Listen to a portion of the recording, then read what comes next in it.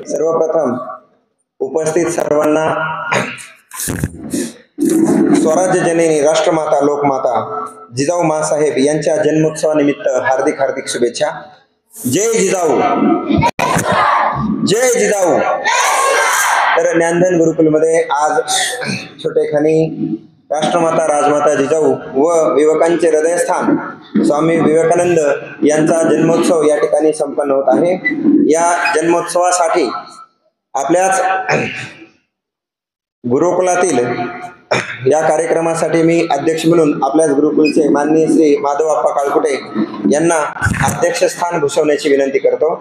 त्यानंतर या कार्यक्रमासाठी आवर्जून आपल्या विनंतीला मान देऊन ज्यांनी वेळात वेळ काढून आपल्या विद्यार्थ्यांना मार्गदर्शन करण्यासाठी इथे उपस्थित असले माननीय जी डोंगरे सर, हरिभक्त परायण शिवचरित्रकार व सहशिक्षक यांचंही या कार्यक्रमासाठी प्रमुख मार्गदर्शक म्हणून आपल्याला लाभले। तसेच माननीय श्री हरिभक्त परायण श्रीकृष्ण महाराज उबाळे संत साहित्याचे अभ्यासक, शिक्षक, वक्ते व कीर्तनकार यांचंही आज आपल्या विद्यार्थ्यांना या ठिकाणी मार्गदर्शन लाभणार आहे।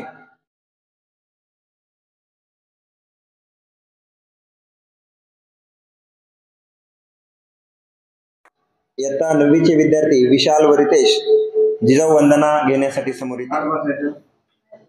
जवळून जोगले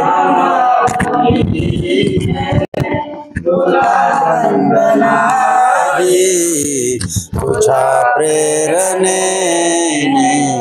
दिशा मुक्तदाही भयातून मुक्ती मिळाली जनाना, गुलामी कुणाला कोणाचीच नाही, नसे दुःख कोणा नसे न्यून कोणा, मुलांना मुलांना नसे दैन्य काही, जिजा माऊली गे तुला वंदनाही, तुझ्या प्रेरणेने दिशा मुक्तदाही, जशी पार्वती ती प्रिया शंकरास, तशी प्रेरिका गे शहाजीस तूही,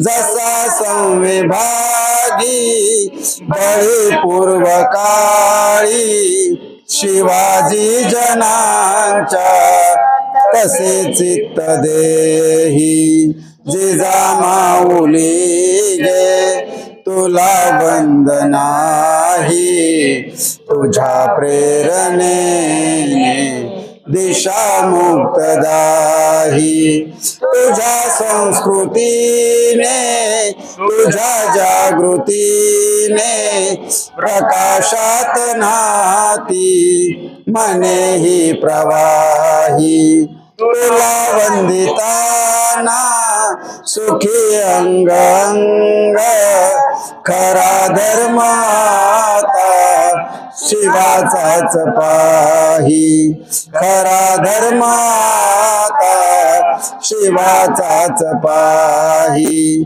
जिजा माऊली गे तुला वंदनाही, तुझ्या प्रेरणेने दिशा मुक्तदाही, जय जय जिजाऊ, जय शिवराया, जय जय जिजाऊ, जय शिवराया, जय जिजाऊ।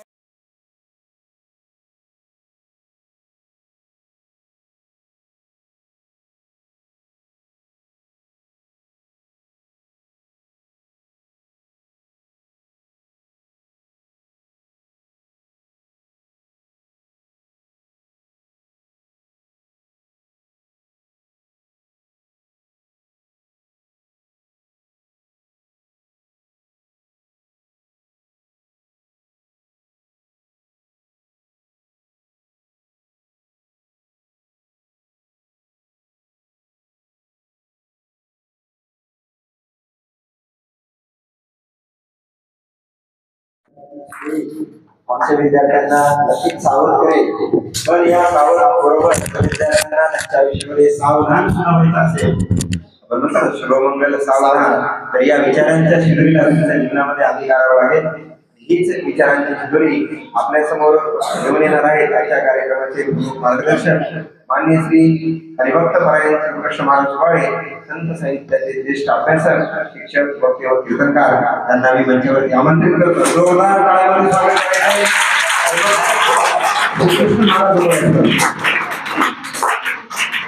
तुमच्या सारखाच होतो शाळेत असं भाषण करायला लागले ना, मला लय राग यायचा. खरं सांगा, विद्यार्थी अरे हे लय बोर करायला लागले असं मला वाटायचं बरं का. बऱ्याच जणांना तसं वाटतंय असं मला वाटतंय बरं का. खरे का खोटे? एक जण आता इथं बसलं म्हटलं असं सर भाषण सांगत होतो. एक जण खडेच खेळत होता, चावीचेच खडे. एक जण टंगड लावून बसला होता असा. खरे का नाही? एक जण जांभळ्या देत होता.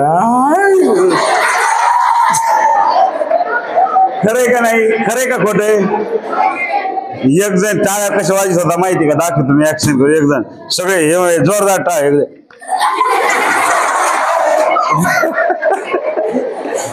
अरे काही सगळे पोरं कसे असतात ना, आम्हाला सगळं माहिती आहे. आमचं कारण धंदाच ते होय. कोणता? आम्ही हेच धंदा करतो, पोराला शिकवायचा. लय नमुने असेल पोरं. तुम्हाला सांगतो, एक आमच्या शाळेमध्ये बरं का, एक बाप्या नावाचा पोरगा आहे. इको फक्त कमी कर रे बाहेर थोडा. एक बाप्या नावाचा पोरगा बरं का, त्याला जर हिशोब करायला दिलं ना तर एवढा हिशोब भारी करायचा. आणि एवढा काही हुशार नव्हता. पण एकदा काय झालं माहितीये का? ऐकताय ना तुम्ही? तुम्हाला बोर झालं ना, बिंदा सांगायचं सर पास करा, लय बोर झालं. मला अजिबात राग येत नाही बरं का तुम्हाला. मी शाळेत पोरायचा मित्र असतो, काही नाही. बारकाली पहिली ते लेकरत माझ्या खांद्यावर येऊन खेळत आहेत, मला काहीच वाटत नाही. त्याच्यामुळं बोर वाटलं सांगायचं सर लय पास झाला, आता कंटाळा आला, बस. त्यावेळेस बस. आणि तुम्ही जर नाही बस म्हणले ना, रातभर चालू.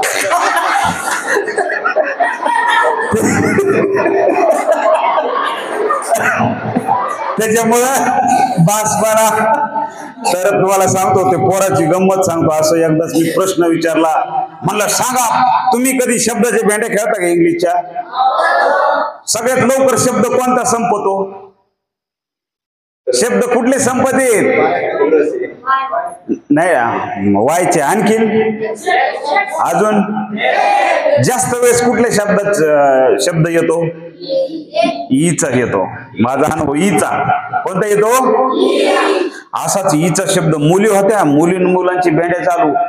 आता मुलींनी जो शब्द सांगितला शेवटी ई आलं. कोणालाच आहे ना, पोर टेन्शन मध्ये. म्हणलं पोरावर काय खरं नाही. आता पोरी प्रत्येक क्षेत्रात पुढे चालल्यात. आता ह्या भेंडीच्या क्षेत्रात पुढे जातात. म्हणलं तुमचं काय खरं नाही बुवा, आता काय खरं नाही. सांगा आता इज्जत का सवाल आहे? म्हणलं मी बी मुलगाच आहे. म्हणलं आपली इज्जत नाही गेली पाहिजे हो. पोरांना सांगितलं, पोरं टेन्शन मध्ये आले सगळे. म्हणलं सांगा लवकर. कोणी सगळे पोरं गप्प असे. पोरांना कधी कधी येत नसलं ना असं काही करणार हो. असे नमुने असेल ना बघा तुम्ही. एखाद्याला काही जर विचारलं सर नाही, हा सांगा कर, लगेच ते कसं करणार?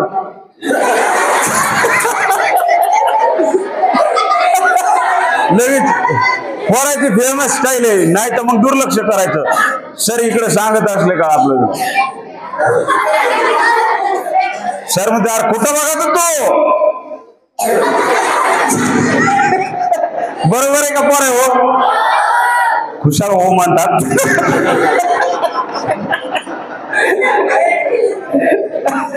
तर बघा तेव्हा बाप्या शब्द संपला. आता इज्जतीचा सवाल आहे का नाही? पोरं म्हणले आता काय खरं नाही गड्या, सगळ्या इज्जतीचा सवाल आहे आपला. सगळे पोरं असे बघायला लागले. आता बापे एकटा म्हणलं सांगा लवकर. बापून हात वर केला. वा बापू म्हणजे असा होता, त्याला काहीच येत नव्हतं आणि त्याने हात वर केला. मलाच आश्चर्याचा धक्का वाजला ना. म्हणलं आता जमलो काय, बरं झालं. ते म्हणलं सर सांगू का? मी म्हणलं पिऊन आला काय सकाळ सकाळ? शरबत रे. ते म्हणलं बाप सर सांगू का? असं आवाज त्याचा एकदम रफ होता. म्हणलं सांग. चिडायच्या नाहीत ना? नाही चिडत. सर नक्की सांगू का? म्हणलं सांग. चिडायचं नाहीत ना? म्हणलं नाही चिडत. म्हणलं सर खरंच सांगू का? अरे मला सांग का? ते म्हणलं सर ह्याच्यामुळे सांगत नव्हतं, चिडत का नाही बघा. अरे म्हणलं सांग बाबा सांग. सांगतो म्हणलं सर EYE म्हणलं वा व्हेरी गुड. पोरा टाळ्या वाजा म्हणलं, सगळ्या पोरांनी टाळ्या वाजल्या. आपली इज्जत राखली जाणार. EYE म्हणलं वा वा पुढं बोल. म्हणला सर EYE. अरे म्हणलं पुढं बोल की. ते म्हणला सर EYE EY म्हणजे जावाई.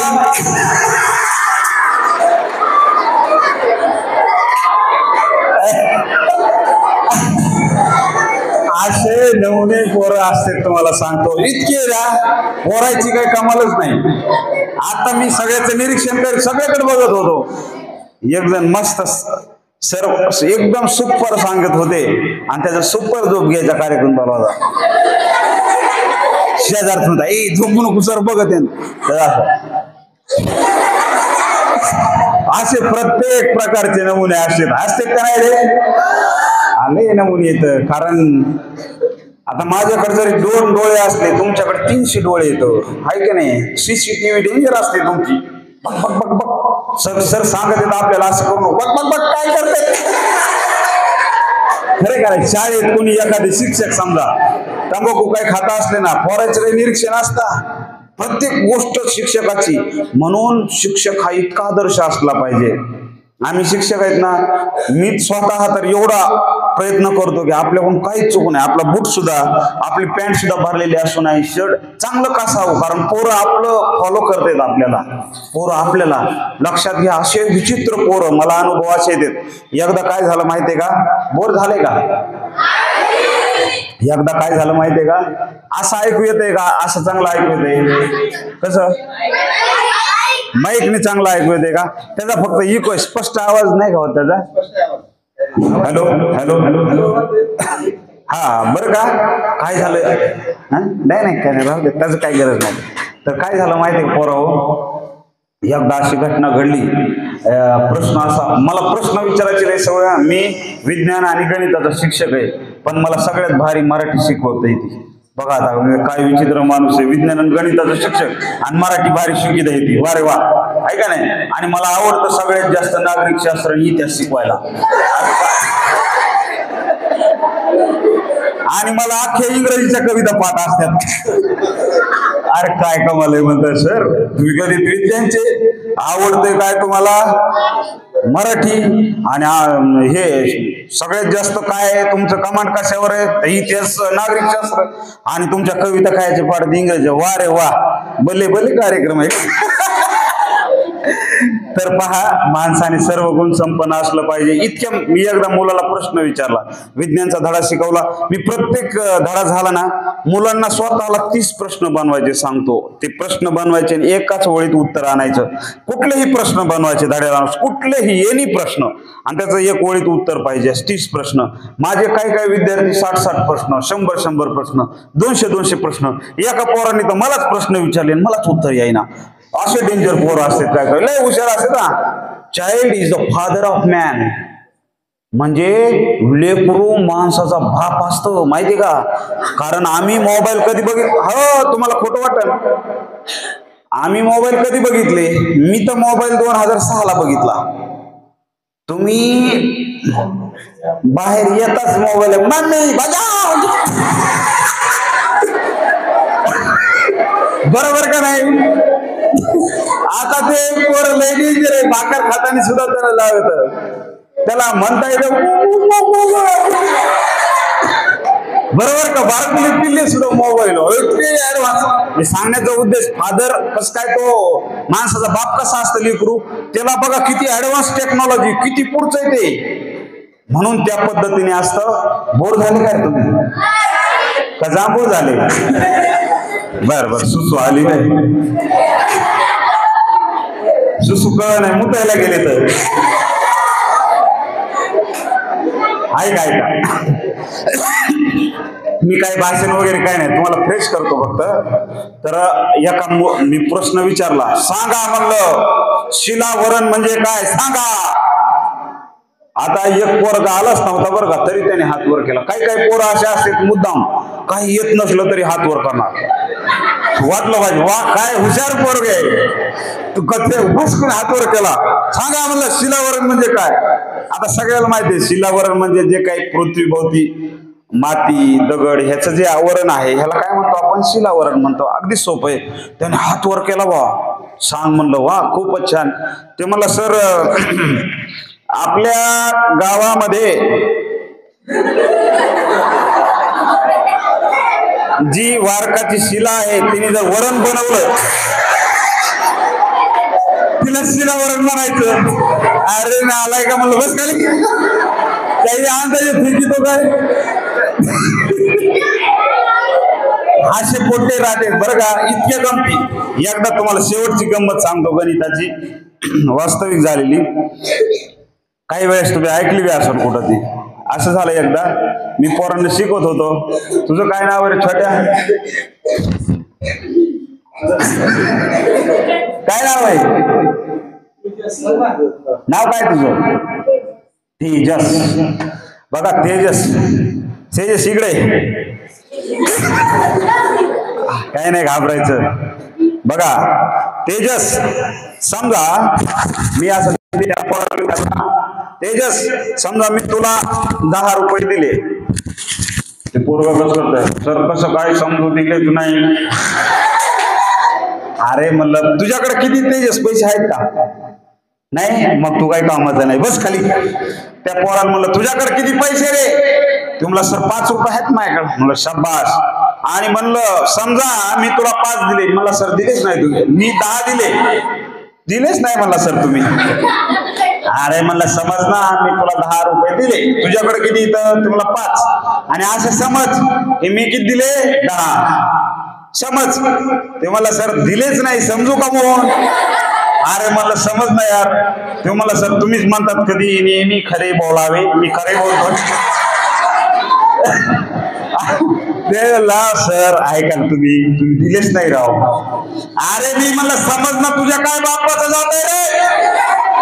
ते म्हणलं बरं ठीक आहे सर समजले. मग काय समजलं तू, मला माझ्याकडे 5 रुपये आहेत आणि तुम्ही 10 रुपये दिले, म्हणजे आता तुम्ही 10 रुपये दिले असे मी समजतो. बरं म्हणलं मग सांग हे दोन्ही मिळून किती झाले. ते मला 100 रुपये झाले. 100 रुपये. मी म्हणलं कसं काय झाले 100. ते म्हणला तुम्ही बी समजा ना सर, तुमच्या तरी काय बापाचं जातं का.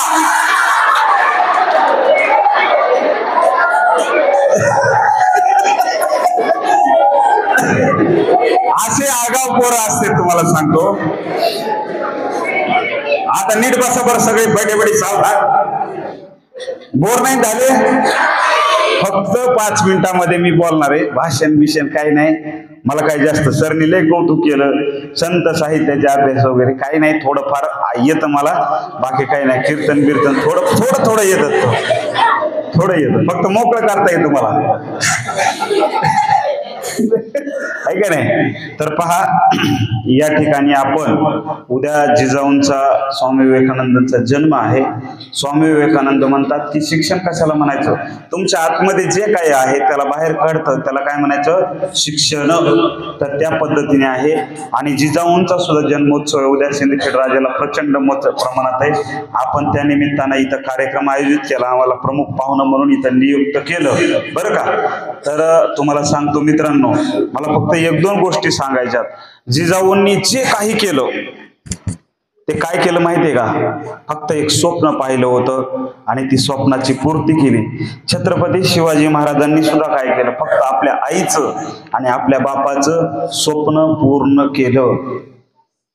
तुम्ही सुद्धा असं उदात्त स्वप्न बघा, इतकं उदात्त स्वप्न बघा की ते आपल्याला केलं ना.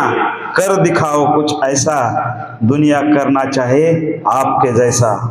लक्षात ठेवा. त्यांची जी राजमुद्रा आहे ती माहिती का, प्रति पश्चंद्र रेखे व वर्धिष्णू विश्ववंदिता शहाशनो शिवशैषा मुद्रा भद्राय राजते. प्रतिपदेच्या चंद्राच्या कोरिकमान थोडं वाढत जाणारी शहाजीचा पुत्र शिवाजी यांची राजमुद्रा जगाला वंदनीय आहे. जगाला तुम्ही स्वप्न बघताना खूप मोठं बघितलं पाहिजे. स्वप्न बघतानाच म्हणायचं मला चपराशी व्हायचे. आमचे APJ अब्दुल कलाम म्हणायचे, अरे बाबांनो स्वप्न बघताना तरी भिकारी नका हो, स्वप्न मोठे बघा. अरे झाड, तुम्ही आंब्याच्या झाडावर दगड मारायला गेले एकदम शेंड्यात नेम धरून हाना, निदान खालचं तरी एखादं पडत, आणि खाली छानल्यावर काय पडत? काहीच नाही. त्या प्रशाचं जर स्वप्न बघितलं तर तुम्ही काहीच होणार नाही. स्वप्न उच्च बघा. माणसामध्ये इतकी ताकद आहे, इतकी ताकद आहे की त्याची तुलना आपण करू शकत नाही. इतकी प्रचंड ताकद आहे. तुम्हाला सांगतो, जिजाऊंनी स्वप्न बघितलं होतं. शिवाजी महाराजांनी ते स्वप्न पूर्ण, शहाजीराजाने वेगवेगळ्या शाह्या बदलल्या. कधी आदिलशाही, कधी मोगलशाही, कधी कुतुबशाही, वेगवेगळ्या शाह्या बदलल्या. स्वतंत्र राज्य निर्माण करायचे प्रयत्न केले, शक्य झालं नाही. आणि आपल्या मुलाच्या माध्यमातून स्वप्न, सरांनी जसं सांगितलं की ते छत्रपती झाले नाही, पण छत्रपतीचा बाप आणि छत्रपतीची माय झाले. तसं इथं कुणाचे आई वडील कुणी गव्हर्नमेंट जॉबला आहेत का? शिक्षक, वकील, इंजिनियर, डॉक्टर किंवा काही आहे का कुणी? शेतकऱ्याचे मुलं किती? हात वर करा. ऊसतोड मजूर, शेतकरी, बरोबर ना? लक्षात ठेवा ही जाणीव. आपल्या आईबाप जे कष्ट करतात ना, आज मी ज्यावेळेस, हात खाली घ्या, आपण फक्त काम करायचंय आणि अवघड नाही. तुम्हाला जे येत नसेल, इंग्लिश नाही आली ना तर ती आपण शिकून घ्यायची, गणित नाही आलं शिकायचं, प्रत्येक कौशल्य शिकायचं, छोटी मोठी एकमेकाला मदत करायची, छोटा प्रयत्न करायचा. आपल्याला जितकं सुंदर बनता येईल ना तितकं सुंदर बनायचं. सगळी सुंदर मूर्ती आपल्यामध्ये असते. एक मूर्तिकार मूर्ती घडवत होता दगडामधून. त्याला एक जणाने विचारलं, तू काय करतो रे? तो म्हणला, काय करत नाही मी, ती मूर्ती घडवण्यासाठी मी विशेष प्रयत्न करत नाही, जे नको आहे ते फक्त काढून टाकतो, आपोआप सुंदर मूर्ती तयार होते. आपल्या मधला वाईट गुण आपल्या इतका कुणालाच माहित नसतो. आपणच निरीक्षण करायचं. स्वामी विवेकानंद म्हणायचे, मी ध्यान करायचं. ध्यान करायचं म्हणजे काय करायचं? काही नाही. ध्यान म्हणजे आपल्यातलं जे वाम गोष्टी आहेत त्या काढून टाकायच्या, आणि मग बघा काय तयार होतं. फक्त आणि फक्त शुद्ध, सात्विक आणि चांगली गोष्ट तयार होते. आपण जीवनामध्ये पुढे जात असताना फक्त चांगला विचार करायचा, स्वप्न बाळगायचं, वाचन इतकं वाढवायचं की लय वाढवायचं. पण आजकालच्या पोराला वाचू वाटत नाही, आजकालच्या पोराला नाचू वाटतं. नाचू खरे का खोटे? खरं सांगा. अरे रिअल आहे. मी बघतो ना, मी खेड्यातलाच आहे. इथं गाव आहे माझं चराटा, इथून 4-5 किलोमीटरवर. मी सगळे पोरं बघतो. लग्नामध्ये पॅन्ट फिटली तरी मी लागत नाही.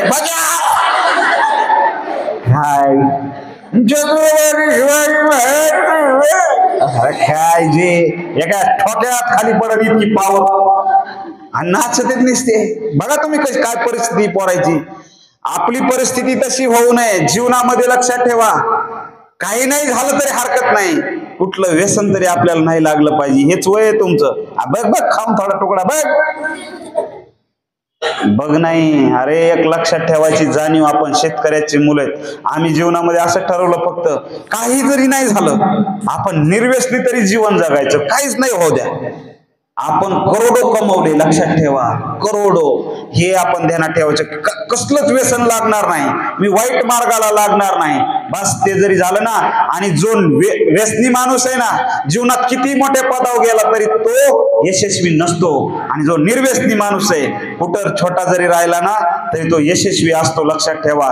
म्हणून आपण जीवनातून जाताना इथून लक्षात ठेवायचंय की स्वप्न बाळगायचंय, ते पूर्ण करण्यासाठी इतके प्रयत्न करायचे. कुणासारखे प्रयत्न करायचे? तर ते प्रयत्न असले पाहिजेत राईट बंधूंसारखे. राईट बंधू माहिती आहे तुम्हाला? कशाचा शोध लावला त्याने? 2 भावाचे नाव काय त्या? नाही, दोघांचे नाव काय? ब्रदर्स म्हणजे ते झाले भाऊ. पण नाव काय? ॲरोविल आणि विल्बर राईट हे त्यांचे नाव. दोघं भाऊ होते सख्खे. आणि त्यांनी एक स्वप्न बघितलं, पक्षी उडू शकतात तर आम्ही का नाही, माणूस का नाही उडू शकत? त्यांनी एक यंत्र बनवायला सुरुवात केली. त्याला विमान नाव नव्हतं पूर्वी. की असं यंत्र बनवायचं की उडन. त्यांनी मोठमोठ्या शास्त्रज्ञांना भेटले. तुम्हाला सांगू का, मोठमोठे कोण असतात जे आपण म्हणतो ना लय मोठे, जे मनाने सगळ्यात खोटे असतात तेच मोठे असतात. हे सत्य आहे. तुम्हाला सांगतो, त्यांनी अनेकांना भेटलं की अशी संकल्पना आपले पागल आहेत का, पक्षाप्रमाणे कुठं उडता येतं का मशीनला? शक्यच नाही. ते गॅरेज मध्ये काम करायचे 6 महिने, पैसे कमवायचे, पंक्चर काढ, हे काढ, ते काढ, लोकांच्या गाड्या नीट करून दे, आणि 6 महिने ते पैसे आपल्या प्रयोगावर खर्च करायचे. 6 महिने काम, रात्रंदिवस, आणि 6 महिने. त्यांनी अनेकांना भेटले तज्ञांना विद्यापीठात. ते म्हणले अरे पागल येत, हे फिजिक्सच्या विरोधात चाललेत. कुठं असं उडता येतं का? म्हणजे ग्रॅव्हिटेशनल फोर्सच्या विरोधात कसं शक्य आहे म्हणले? दगड सुद्धा वर फेकल्यावर खाली येतो, आणि हे कसं उडता येईल बघा. पण ह्यांनी काम केलं, सोडलं नाही. 1 दिवस, 2 दिवस, 6 महिने, वर्ष, 2 वर्ष, 3 वर्ष, 14 वर्ष ते प्रयत्न करत होते. 14व्या वर्षी मात्र निसर्गाला आणि त्या ग्रॅव्हिटेशनल फोर्सला सुद्धा त्यांच्या पुढे झुकावं लागलं, आणि जगातली पहिली अशी मशीन जी पक्षाप्रमाणे उडली, तिचं नाव आपण आज विमान म्हणतो, ती उडली. अरे कुछ किए बिना जय जयकार नहीं होती, और कोशिश करने वालों की कभी हार नहीं होती. लक्षात ठेवा. म्हणूनच तुकोबाराय म्हणलेले, ओले मूळ बेदी खडकाचे अंग. म्हणा बरं, ओले मूळ भेदी खडकाचे अंग. भेदी, ओले मूळ भेदी खडकाचे अंग.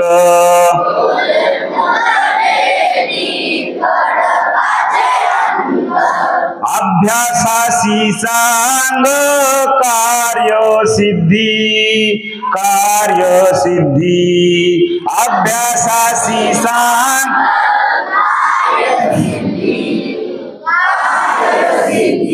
नव्हे ऐसे काही नाही अवघड.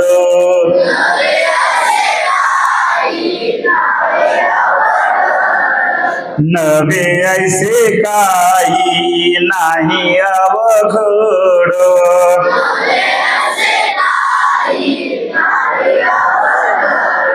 नाही कैवाड तोचीवरी, तोचीवरी. नाही तोचीवरी, तोचीवरी. दोरेची राकापे पडता काचनी.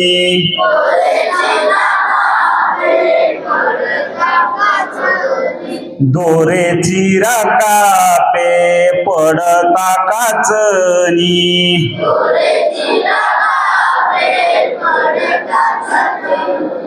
अभ्यासे सेवनी विष पडे, विष पडे.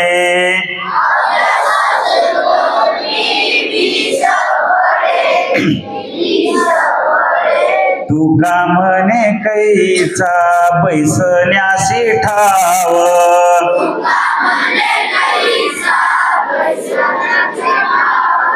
तुका म्हणे कैचा बैसण्यासी ठाव.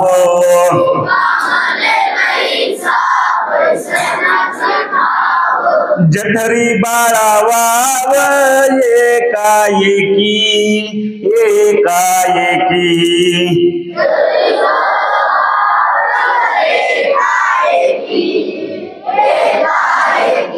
नव्हे ऐसे काही नाही अवघड.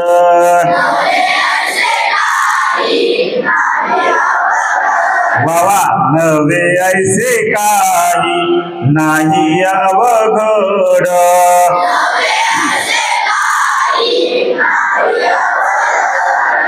नाही कैवाड तोचीवरी, तोचीवरी.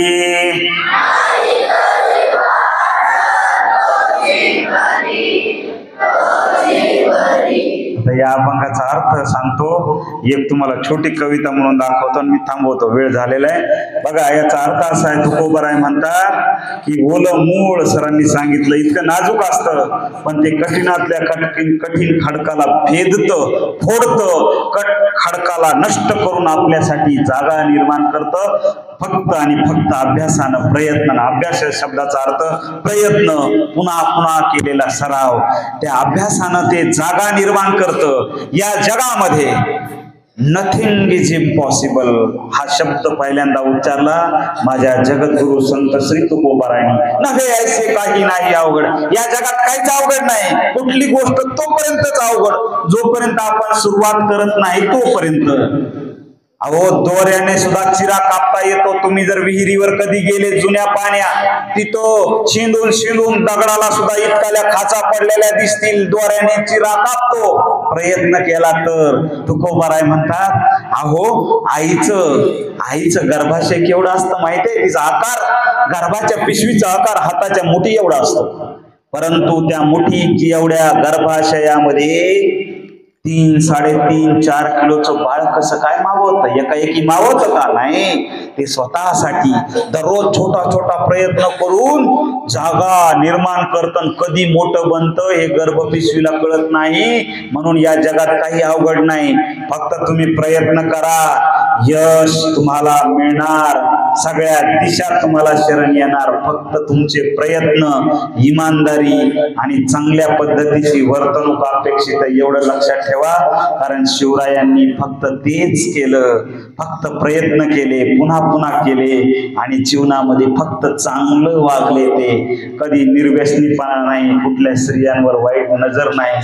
आज तुम्हाला तुमचं वय सांगतो, आज तुम्हाला त्या वयामध्ये आहात तुम्ही लक्षात घेतलं पाहिजे. आपण काही जरी झालं, तुम्ही जर काही चांगले मोठे बनले ना, चांगल्या मुलींची रांग तुमच्या पुढे लागणार. आता तुम्ही जर वाईट मार्गाला लागले ना, तुम्हाला काळी भंगार डुचकी सुद्धा कोणी पोरगी देणार नाही, हे लक्षात ठेवा.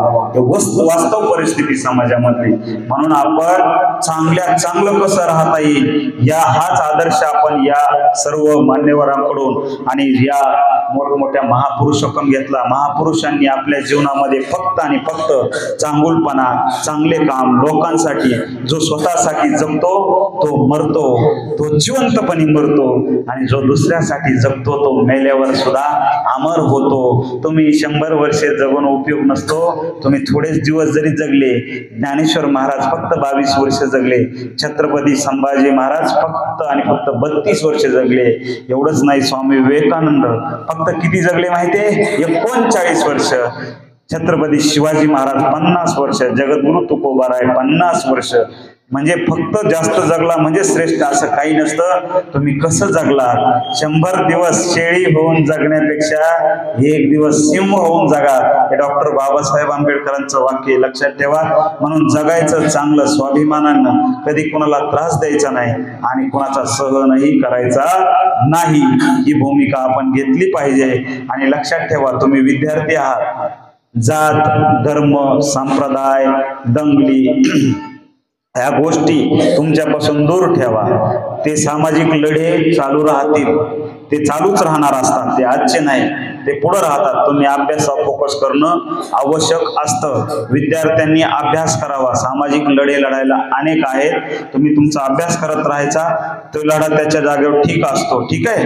म्हणून कुठलीही जात, संप्रदाय, दंगल, लय आम्ही कट्टर, लय आम्ही भक्त, लय आम्ही हिंदू, लय आम्ही मुसलमान, असलं काही नसतंय. माणसं सगळे माणसंच असते. त्याच्यामुळे तसं डोक्यात काही जातीचं, कुठल्याच धर्माचं असं येड आणायचं नाही. हे तुम्हाला अनुभवानंतर लक्षात येतं बरं का. पण आज रोजी तुम्ही अभ्यासावर फोकस करायचा आहे, त्या पद्धतीने काम करायचं आहे. कारण आपण सगळे कुणाची मुलं आहेत? शेतकऱ्याची मुलं आहेत, कष्टकऱ्याची मुलं आहेत. इथं किती जणांचे आई वडील ऊस तोडायला गेले? त्यांनी एकदा हात वर करा. ऊस तोडायला लक्षात ठेवा, माझे सुद्धा वडील 12 वर्ष ऊस तोडलेला आहे माझ्या वडिलांनी. आणि मला अभिमान वाटतो माझ्या वडिलांचा की इतक्या कष्टातून त्यांनी मला घडवलं आणि स्वातंत्र्य दिलो. काहीही कर तू, फक्त वाईट वागू नकोस, काहीही कर तू, काही जरी नाही झालास तरी मला काही अडचण नाही, फक्त चांगला माणूस हो, मला काहीच अपेक्षा नाही, चांगला माणूस बन. आणि मी तशा पद्धतीने प्रयत्न करत गेलो. मित्रांनो, आपलं काही जरी झालं ना, काही फक्त आपल्या आई बापाची जाणीव ठेवा. जगामध्ये देव आहे नाही याच्यावरही वाद चालू आहे, पण देव मी तुम्हाला जिवंत देव दाखवू शकतो. तुम्ही तुमच्या घरामध्ये जा, तुमचे आई बाप हे जिवंत देव आहेत, जिवंत. संत श्री ज्ञानेश्वर महाराज म्हणतात, सकळ तीर्थाची अधुरे जिये का माता पितरे, दया सेवेसी कीर शरीरे लोन कीजे. अरे बाबा, की सगळ्या तीर्थात देवदेव करायला लोक जातात, तिथं देव त्यांना भेटतो का नाही मला माहित नाही, असं ज्ञानेश्वर महाराज म्हणतात. पण जिवंत देव हा आपल्या आईबापाच्या चरणापाशी असतो. तुकोबाराय सुद्धा म्हणतात, माय बापे केवळ काशी तेने न जावे तीर्थाशी, पुंडलिके काय केले परब्रह्म उभे ठेले, तैसा होई सावधान हृदय धरी नारायण. तुका म्हणे माय बापे अवघी देवाची स्वरूपे. अगं आपले आई वडील देव तरी कुणाला म्हणतो, जो निर्मिती करतो तो देव आई आणि बाप आपली निर्मिती करतात. जो आपल्यावर प्रेम करतो तो देव. आई आणि बापा इतकं प्रेम जगात कोणी करू शकत नाही, लक्षात ठेवा. आणि शेवटी जो आपल्यावर संकट आल्यावर ज्याचं हृदय तुटतं ना, तो कोण? देव. आपल्यावर संकट येऊ दे, आई बापाचं हृदय कसं होतं, रात्र रात्र झोपा येत नाही त्यांना. म्हणून आपले आई बाप आपले देव आहेत. त्यांच्या स्वप्नासाठी, त्यांच्या प्रत्येक गोष्ट पूर्ण करण्यासाठी आपण झटलं पाहिजे. त्यांचा कधी राग सुद्धा येत असेल. मी बरेच पोरं बघतो ना, आई बापाला बिलकुल असं दुसऱ्यासारखं बोलते. त्यांना बोलू नका. आई बापाची किंमत कोणाला कळते माहितीये? या छताची किंमत कोणाला कळत माहितीये का? ज्याच्या डोक्यावर छत नाही त्याला. ज्याचे आई आणि बाप गेले ना, त्याला आई आणि बापाची किंमत कळते. ज्याची आई गेली ना, सगळी प्रेम गेलं, आणि ज्याचा बाप गेला ना, त्याचा कणा गेला. लक्षात ठेवा. म्हणून आपले आई बाप जोपर्यंत जिवंत आहेत, त्यांना ताठ मानेने, त्यांना स्वाभिमानाने सांगितलं पाहिजे, हे माझं पोरग आहे, माझं पोरग एकदम नंबर 1 सोनं आहे. या पद्धतीने आपण वागलं पाहिजे, वागताना, अभ्यास करताना, शिकताना. म्हणून लक्षात ठेवा. आता एक सुंदर गाणं आलंय बघा. जिजू जिजू नाही काय ते, जिजू जिजू संसाराचा गाडा हाकला, हसू जरी भटा मंदी कना वाकला, गडीभर तू थांब गड्या ऐक त्याची रापर, लई अवघड हाय गड्या गाया बापर, गाया बापर. बापाचं स्वाभिमान कधी दुखावला नाही गेला पाहिजे. आपण असं वागलं पाहिजे. शेवटला जाता जाता फक्त सांगतो, या ठिकाणी आम्हाला बोलवलं, आमचा सत्कार केला, त्याच पद्धतीने तुम्ही इतकं सुंदर पद्धतीने ऐकून घेतलं. शेवटचं भाषण ऐकणं म्हणजे जोक नसतो. आम्ही विद्यार्थी असताना ऐकायला भेटलो, काय लावलंय रावल्यांनी असं वाटायचं. पण तुम्ही इतक्या आनंदाने ऐकून घेतलं. सगळे तुमचे पवार सर, गाडगे सर, सगळी तुमची टीम इतकं सुंदर नियोजन केलं, आम्हाला या ठिकाणी बोलवलं बरं का. त्याबद्दल तुम्ही तुमचे सगळ्या या ज्ञान धन गुरुकुलचे मी आभार मानतो. फक्त आपल्या आईबापासाठी मी तुम्हाला एक कविता म्हणून दाखवतो. त्या कवितेचं नाव आहे ऊसतोडी. आपले आईबाप कसे राबतात लक्षात ठेवा. ऊसतोडी. नीट ऐका, नीट बसा. महाराज मोबाईल बघू द्या. एखादी ओळ चुकली तर बघून म्हणायला. मी स्वतःच लिहिलेली कविता. मी माझं मोठेपण सांगत नाही, परंतु मी काय काय केलंय हे सांगतो. कुठाने मी लय कुठाने करू माणूस आहे बरं का. कुठाने असं झालं महाराज. एक कविता म्हणतो, संपला विषय आपला. तर असं आहे, मी आतापर्यंत 9 पुस्तकं लिहिलेत. तसे लय लिहिले, ते प्रकाशित गेले तर विशिक होते, प्रकाशित झालेले. मी सगळ्यात पहिल्यांदा लहान मुलांसाठी बालतरंग नावाची कविता लिहिली. लय भारी कविता, छोट्या छोट्या कविता लहान मुलांच्या, बालतरंग. त्यानंतर एक दुसरे माय मराठी नावाची लहान मुलांची कविता. त्यानंतर अक्षरधारा, अतिज्ञपर्यंतच्या कविता. या पद्धतीने मी लहान मुलांसाठी 3 पुस्तकं लिहिलेत. बालतरंग, अक्षरधारा आणि माय मराठी. धोकेबाज नावाची एक कविता संग्रह आहे मोठ्या माणसांसाठी, तुम्ही पण वाचू शकता. धोकेबाज. वात्रटिका पण लिहितो मी. वात्रटिका राजकारणावर असतात, तर त्याचा एक संग्रह आहे. कलम पिसाई म्हणून, तो एक लिहिलेला आहे. त्याच पद्धतीने मी गोपनी गुंडा नावाच्या कथा लिहिल्यात, 12 स्टोरीज लिहिल्यात कथा. आणि मी एक हे लिहिलेलं आहे बघा, संत साहित्यावर, तुकाराम महाराजांच्या अभंगावर. अभ्यासाशी सांग कार्यसिद्धी हे एक पुस्तक आहे, संत तुकारामांचे दोहे. आणि आता लिहिले माये बापे केवळ काशी. जाऊ द्या मोकळं होऊ द्या त्यांना.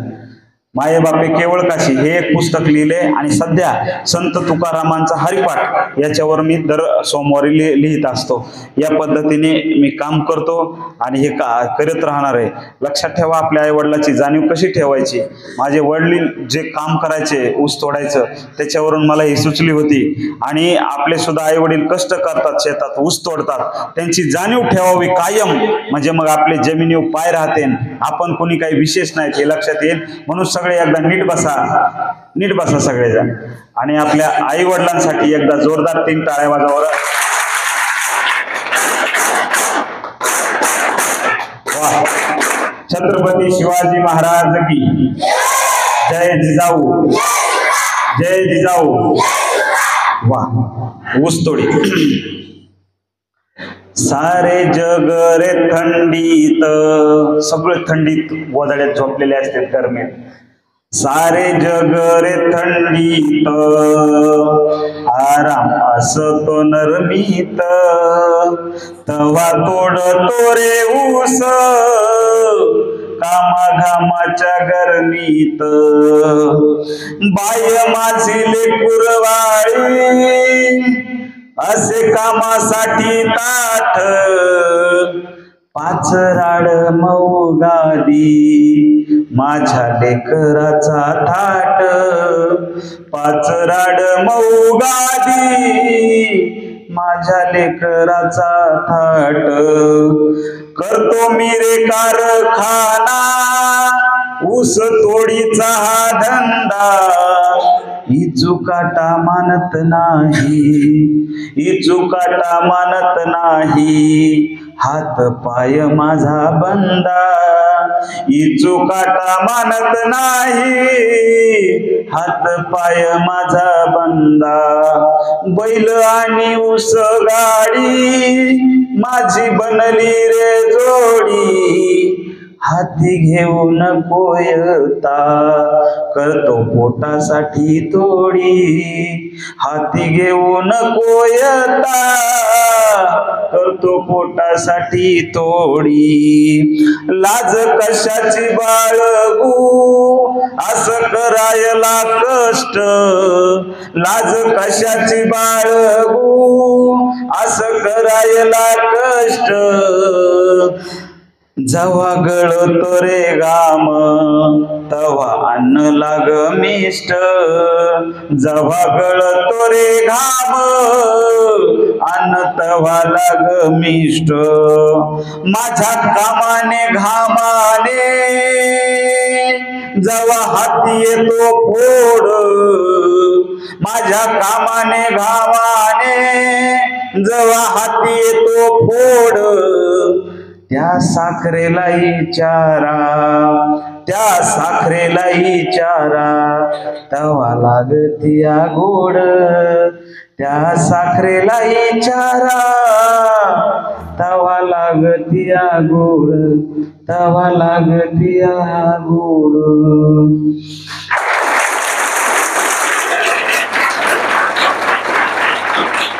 म्हणून फक्त जाता जाता एवढंच सांगतो, आपल्या बापाची आणि आपल्या आईची जाणीव ठेवा. काहीतरी बनवा. हा मनुष्य जीवन पुन्हा नाही. इथंच काय बनायचंय, देव बनायचं का दानव हे आपल्या हातात आहे. तुम्हाला इतके चांगले गुरुवर्य, इतके चांगले मार्गदर्शक लागलेत, त्याचा उपयोग करा. वाचन करा, ज्ञानवंत व्हा, गुणवंत व्हा, कौशल्यवंत व्हा, जीवन आनंदाने जगा आणि हसत राहा. हसणं या जीवनाचा अर्थ आहे. म्हणून मी मुलांना खूप हसवत असतो. म्हणून या ठिकाणी मला बोलण्याची संधी दिली, तुम्ही खूप वेळ ऐकून घेतलं. या ठिकाणी मान सन्मान केला. या गुरुकुलाची अशाच पद्धतीने यश कीर्ती वाढत जाऊ. सरांना मगाशीच म्हणलं, काय दुसऱ्याच्या शाळेमध्ये एवढे 150-150 लेकर घालता, काढा तुमची शाळा आणि हो द्या मोठी भयानक. काय नाही आणि अवघड काय नसतंय सर. कर्मवीर भाऊराव पाटलांना हाकलून दिलं शाळेतून पैसे नाही म्हणून. त्यांनी शपथ घेतली, माझ्या डोक्यात जेवढे केस आहेत ना तेवढे शाळा काढीन, आणि ज्या आशिया खंडात सगळ्यात मोठी शिक्षण संस्था रयत आहे. म्हणून तुम्हाला अशी अडचण आली ना, माझ्या पोराला नाही हे करीत सेमीला घेत, अरे काढा तुमची शाळा, अडचण येते पण नक्की भारी होईना. आणि अशा विद्यार्थी इतके जबरदस्त सगळे चमकते चेहरे सांगतात, निश्चित पद्धतीनं तुम्ही काहीतरी जीवनामध्ये होणार आहेत. एवढंच या ठिकाणी बोलतो. या गुरुकुलाला सर्व गुरुजनांना जिजाऊ जयंतीच्या, स्वामी विवेकानंद जयंतीच्या शुभेच्छा देतो. तुमचं जीवन ज्ञानमय हो, क्रांतिमय होतो अशी आशा बाळगतो आणि थांबतो. रामकृष्ण हरी.